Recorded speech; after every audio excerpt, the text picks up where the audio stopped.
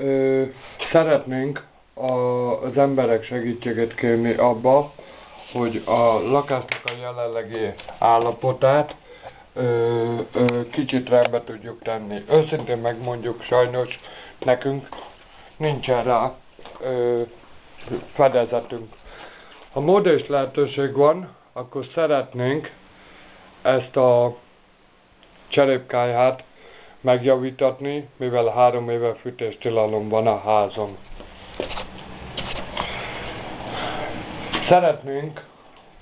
Szeretnénk a konyhát is valamennyire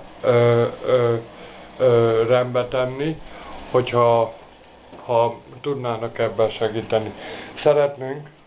Szeretnénk a járólapot megújítani, mert sajnos keretünk nincsen.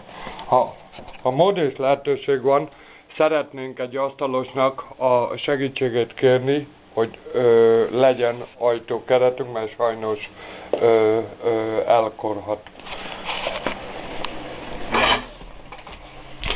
És ha mód és lehetőség van, akkor szeretnénk a WC-t is kicsit egészségesebbé tenni. Köszönjük a segítségüket azoknak, akik tudnak nekünk segíteni.